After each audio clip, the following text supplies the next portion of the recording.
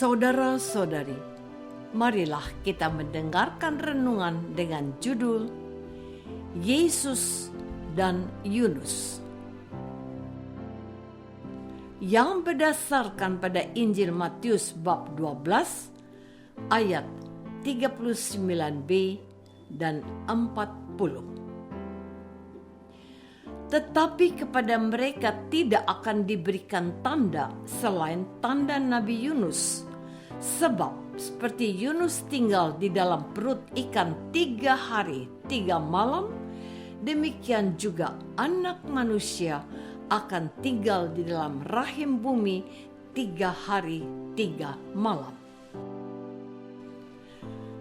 Dalam nama Bapa dan Putra dan Roh Kudus. Amin.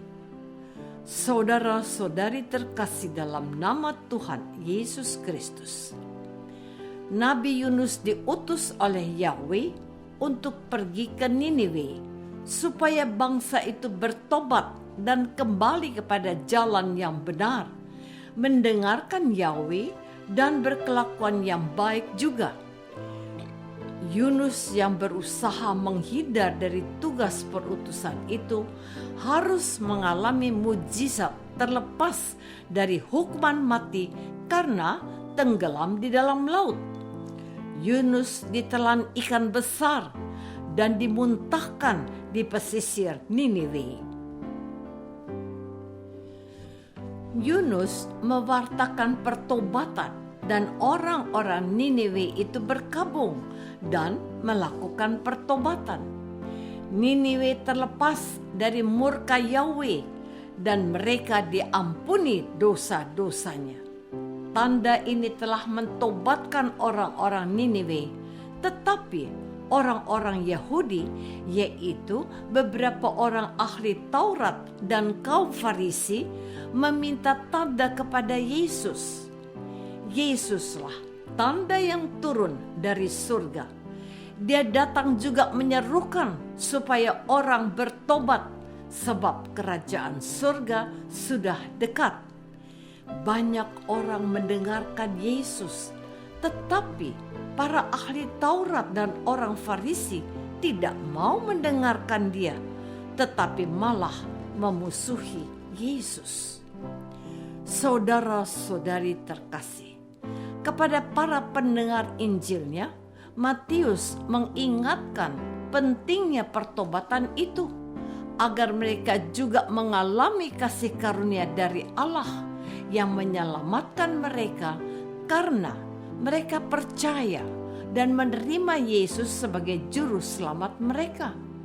Janganlah mereka memiliki kedegilan hati orang-orang Farisi dan para ahli Taurat yang selama ini menjadi tokoh panutan mereka. Mereka harus belajar dari peristiwa di Niniwe. Orang-orang Niniwe bertobat ketika mendengar seruan Yunus. Kepada mereka ditegaskan bahwa Yesus yang telah wafat karena ulah dan kebencian para pemuka agama Yahudi harus tinggal dalam perut bumi seperti Yunus.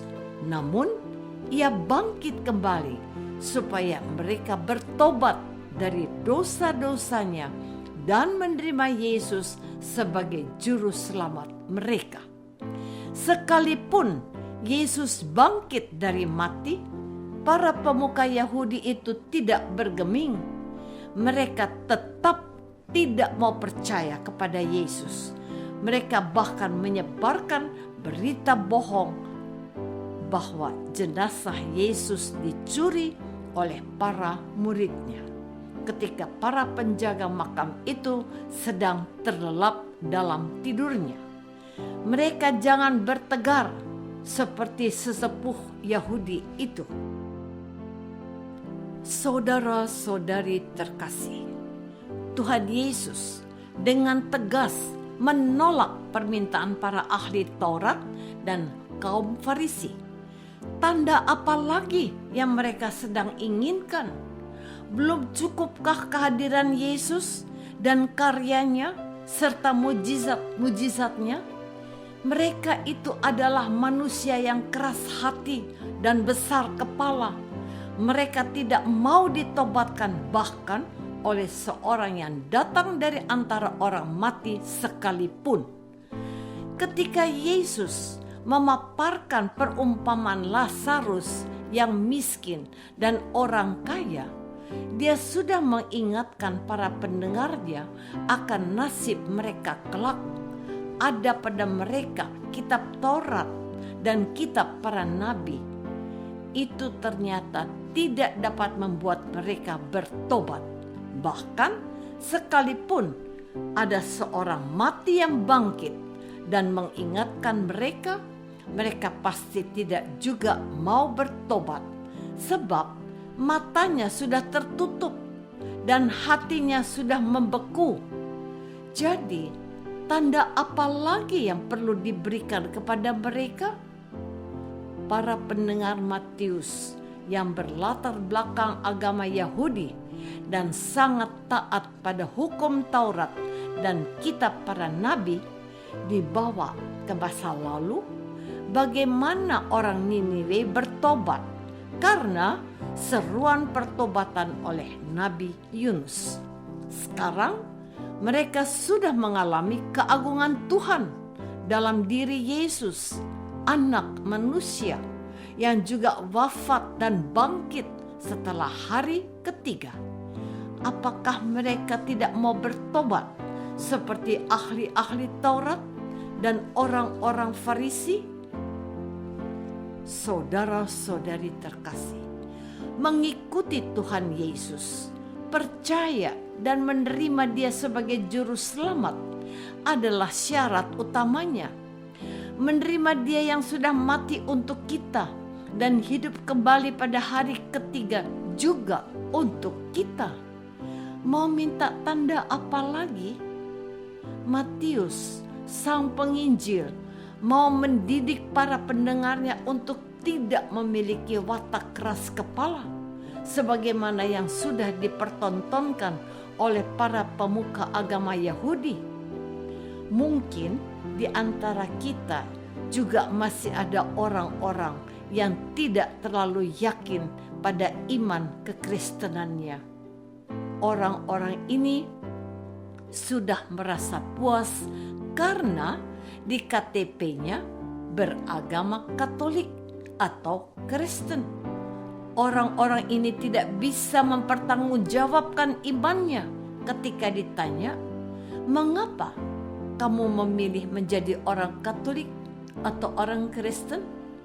Menjadi orang Kristen itu adalah sebuah anugerah dan sekaligus panggilan.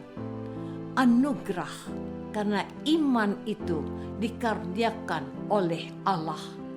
Panggilan karena iman akan Yesus Kristus itu harus terus-menerus diwartakan kepada semua orang. Ketika kita menjadi orang Kristen, tugas kita adalah menghayati iman kita dengan bersungguh-sungguh.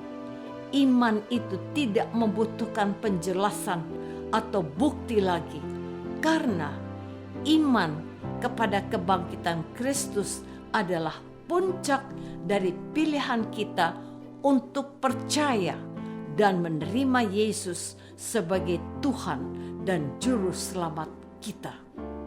Yang terpenting bagi kita adalah selalu percaya dan selalu membangun sikap tobat untuk memuliakan Allah Bapa dengan menguduskan hidup kita agar kita berkenan kepada Allah juga.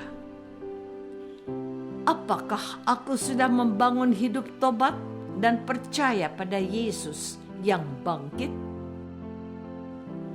Marilah kita berdoa.